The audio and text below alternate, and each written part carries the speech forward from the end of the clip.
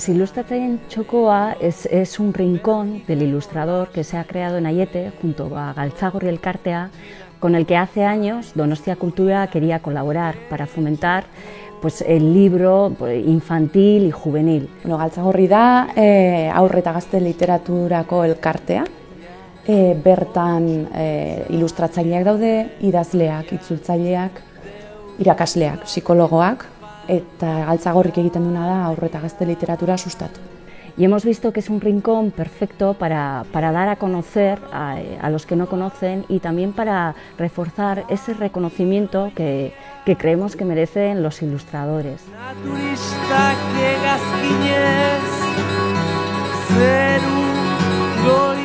Nolabait egin nahi genuen gauza desberdin bat, ez? Lana erakusteko, baino modu desberdin batean. Eta azkenean ere, ez beti baino kasu honetan, ilustrazioa aurren munduarekin lotuta dijoanez, pixkat jolastu atretzoarekin eta horrelako espazio berezi bat egiten.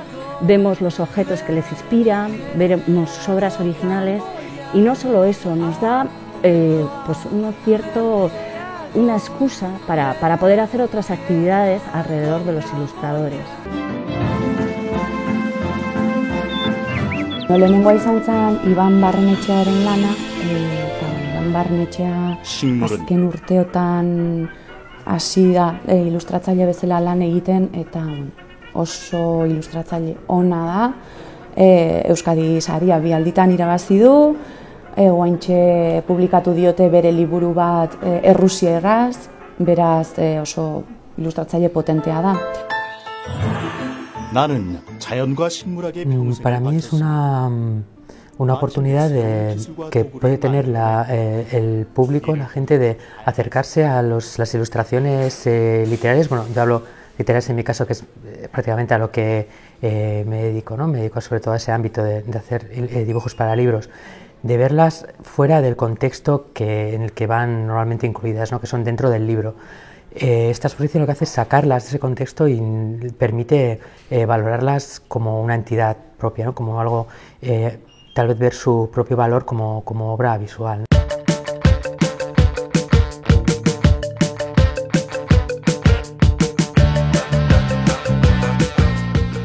Orain dagoena da Eider Eibar, gazteago, baina bere lana zoragarria da, ya urteak daramazki lanean. Iván estuvo desde octubre hasta enero y Eider va a estar de febrero a mayo. Nire lanean hemen ikusiko dana, alde batetik argitaratutako liburuetako originalak, teknika desberdinak erabilitu danak, horrek egiteko, daude akuarelazko lanak, arkatzezkoak, egurraren gainean egindako gauzak, akriliko dunak bebai, oso gauza solteak eta gauza nahiko itxiagoak edo. Objetuak ere bai, strukturak daukan tamainoa gaitik eta altura gaitik, suposatu dalako aurrek ikusiko dutelako aurrez aurre, eta ikusiko dituztelako gauzak diren moduan. Zeberaiek ohituta daude liburua manipulatzera, gainera hau da liburutegian dago Txokoa. Baina hori, artelan moduan konsideratu alko dituztelako, nik uste dut.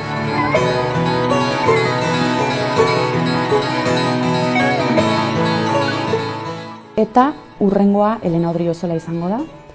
Eta, Elena Odriozola, Euskal Herriko ilustratzaile, Jon Olariagarekin batera, eta Asun Batzolarekin batera, Jokin Mitxelena, Matxin, eta horrelakoekin ja, Elena da pisu handiko ilustratzaile Euskal Herrian.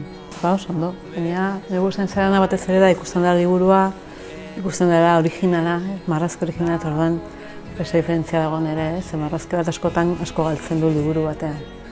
Tontakeri bat da, baina niretzat hori ere importantea da, ez? Apaingarri bat, baina apaingarri bat, gutxienez niretzat, da testoa eta zuze irakurtzen duzu, da zure ikuspegia da beste testo bat, edo beste irakurketa bat, ilustrazio bat, da berdina, da beste era bat, kontatzeko era bat.